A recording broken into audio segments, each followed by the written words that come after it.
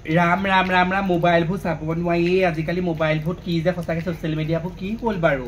এয়া বোলে এজনী তিনিটালৈ গৈ পিনি আকৌ এয়া এনেকুৱা ধান্দা চলাইছে আকৌ এয়া বোলে কোনোবাই কিবা ব্যৱসায় কৰিছে সৰু সৰু ছোৱালী ৰেপ কৰিছে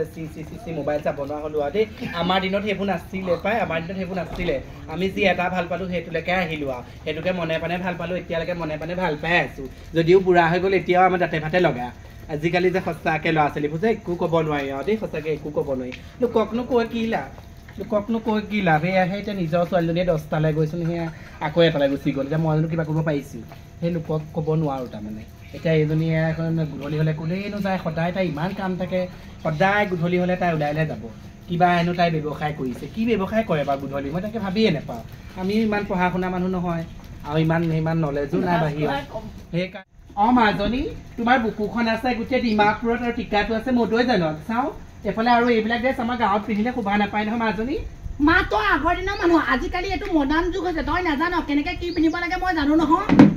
মাজনী তই মাৰৰ কথাবোৰ শুনি বিচা তই এতিয়া সেই গধূলি কিবা ব্যৱসায় কৰোঁগে বুলি ক এতিয়া গুৱাহাটীত কি ব্যৱসায় কৰে আমাৰতো গাঁৱলীয়া মানুহে নাজানে তেওঁ দুই এজনীয়ে কৈছে তোৰ জীয়েৰ বোলে গতি বেয়া দেখিছোঁ কিবা বোলে এই টাউনীয়া মানুহবোৰে বোলে বদমাচি ছোৱালীহে তেনেকুৱা কাপোৰ পিন্ধে বুলি কৈছে তোৰ জীয়েৰেও চোন আজিকালি এইবোৰ পিন্ধিব লৈছে মই আমাৰ ছোৱালীয়ে মৰমতে পিন্ধে কি হয় মৰমত পিন্ধিছে বোলে সেইবোৰ কাপোৰ পিন্ধিলে বেয়া দেখি মাজনী নিপিন্ধিবি আকৌ যিকেইজনীয়ে কৈছে মোৰ আগত ক'বলৈ কবিচোন গীতে চুলি ডাল কৰি দিম মা নহয় মাজনী সেইটো কথা মই এতিয়া চা সমাজৰ কাম কৰোঁ সেই নামঘৰত কাম কৰোঁ গোটেই ৰাইজৰ কামখিনি মোৰ ওপৰত দিয়ে তেতিয়া ৰাইজৰ কাম কৰা যদি সেই মাকৰ জীয়েকজনী তেনেকুৱা হয় তেতিয়া সেইজনী মাকৰ হাতেৰে ৰাইজে চাহ পানী খাব জানো আৰু তই যে লোকৰ কথা শুনিলৈ পেলাই যে মোক যে ইমানখিনি যে গালিতে মাৰিছে তোক ৰাতিৰে নে সিহঁতে খুৱাইছে নে মই খুৱাই আছো খুৱাইছ তয়ে বাৰু সেইটো বাৰু হয় মাজনী কিন্তু কিছুমান কথা ক'বলৈকে বাধ্যত পৰোঁ মই জাননে তেনেহ'লে চকুকেইটা মুদি পেলাই থৈ দিবি মোৰে ভুল তোক মাত দি পেলাই মই যোৱাটো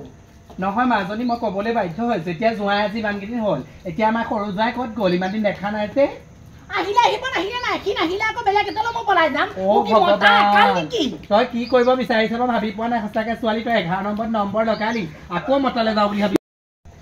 মাজনী তুমি অলপ ঘৰৰ কথাও শুনিবা চোৱা সঁচাকৈ মাজনী মোৰো মান সন্মানৰ কথা আছে মোৰ মান সন্মান মাটিত পেলাই নিদিবা তই কোনো টেনশ্যন কৰিব নালাগে মোৰ কাৰণে মোৰ জীৱন মোৰ হাতৰ লগত আছে মই যেনেকৈ নচলোঁ খালি তই দিনে ৰাতিয়ে দুমুঠি খাব পাই আছ নহয় তই একো টেনশ্যন ল'ব নালাগে খাবলৈ পোৱাটোৱে মেইন নহয় ছোৱালী সংসাৰত মান সন্মানৰ কথাও আছে কাৰণ আমি এখন গাঁৱত থাকোঁ এইখনতো চহৰ নহয়